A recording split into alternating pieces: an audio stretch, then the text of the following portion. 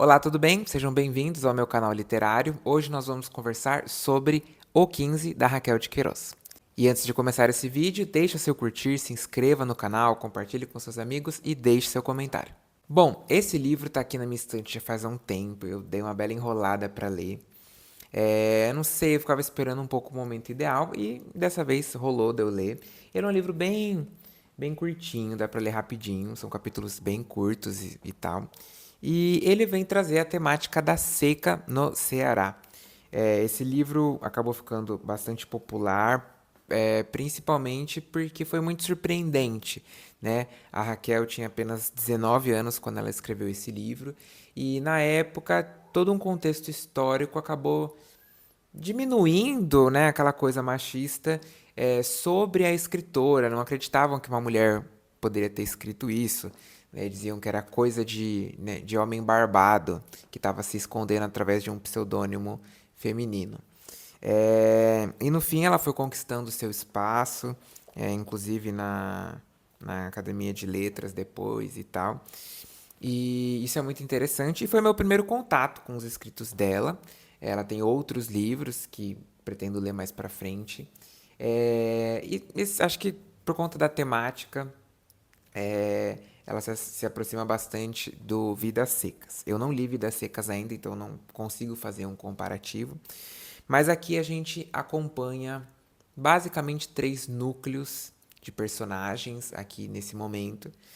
É, Primeiro da Conceição com a sua avó, depois o da família do Chico Bento, que inclusive não consegui levar a sério esse nome, eu só conseguia pensar no da Turma da Mônica, e sua família, e o Vicente, que acho que ele transita entre esses núcleos, mas ele tem a sua vida um pouco mais isolada. Então aqui nós temos um livro muito interessante sobre como a seca de fato afeta essas vidas. Né? Acho que principalmente para nós no mundo, né, século XXI, grandes capitais, etc. Né? Eu sou de São Paulo, acho que a gente não tem muita noção do que é uma seca, né? Assim, como acontece no Nordeste, principalmente secas difíceis, né? O livro chamou 15 justamente porque se refere à seca que aconteceu em 1915. E o fenômeno seco, ok, a gente sabe que não tem chuvas e etc. Mas e como isso afeta a vida de cada uma dessas pessoas? O que acontece com o meio de subsistência delas? Então, é isso que o livro vai trazendo aos poucos, que vai te atingindo. Porque não é sobre o período quente e a falta de chuva, mas essa falta de chuva começa a afetar as plantações. Quem vive da própria agricultura ou vive do dinheiro que a agricultura gera, né, e a venda desses produtos para outras pessoas gera, faz o quê? O gado começa a morrer. Os bichos começa a faltar comida, eles começam a ficar cada vez mais magros, vão adquirindo doenças também, não vão aguentando, vão morrendo. Chega um momento que, inclusive, eles não têm mais o que fazer, que eles simplesmente soltam o gado para tentar a vida à sorte. E nessa realidade das famílias com filhos pequenos, o que eles têm que fazer? Muita gente decide sair desse contexto, decide tentar uma outra vida em outro lugar, só que isso também não quer dizer que é fácil. Fugir desse cenário da seca não significa que agora tudo vai dar certo. Como que você vai se estabelecer num novo lugar? Onde você vai morar se você está sem dinheiro, sem nada? Como que você vai conseguir um emprego? Quem vai confiar em você, assim, né? Sem te conhecer. Então, essas realidades vão acontecendo de uma maneira bem sofrida, mas objetiva. A Raquel não é muito poética, digamos assim, ela não tenta florear as palavras, ela é bem objetiva nos fatos e eles te atingem porque são sofridos, não porque ela floreou e deixou, sabe, requintado. Não, mas porque é uma realidade dura, né? Acho que principalmente a narrativa ali do Chico Bento com a sua família é muito sofrido, né? Essa coisa deles terem que. Tem tantas questões interessantes aqui, deles às vezes preferirem deixar um filho com uma outra pessoa, sendo criado por outra pessoa, porque é uma chance de melhores condições para pelo menos um dos filhos, né? E não num lugar de, tanto faz, mas de dor mesmo. Não é fácil para a família fazer isso, mas às vezes acaba sendo a melhor opção, porque senão essa criança vai viver na miséria, né? Eles não têm o que dá para essas crianças comerem, né? E isso sem falar sobre acesso a estudos e outros direitos básicos, sabe? Então é muito sofrido, né? Tem um outro episódio também com. Vai ter alguns spoilers aqui, né? Um outro episódio que uma das crianças morre. Eu achei muito triste. Inclusive, eu me senti um pouco burro, que eu não sabia disso. Eu fui até pesquisar.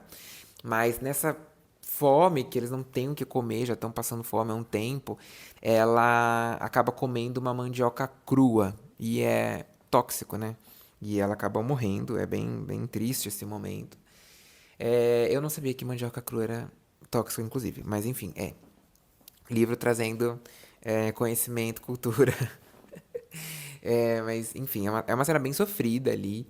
Então, o livro vai acompanhando esse cenário dessa dificuldade, pessoas que conseguiram sair desse lugar, mas acabam vivendo outras tragédias em outros lugares, né? Também não significa uma vida fácil, né? Como eu falei. Então, é doloroso esse processo. É, a solidão, o que de fato importa, o que é prioridade, né? Enfim, acho que todas essas temáticas são tratadas ali. E uma que, inclusive, é muito contemporânea, que a gente não para muito para pensar sobre o aluguel de crianças na mendicância, né? Então, pessoas que pagam para ficar com uma criança e sair pedindo coisas, porque quando vem uma criança, se solidarizam e acabam dando alimento ou dinheiro ou alguma coisa.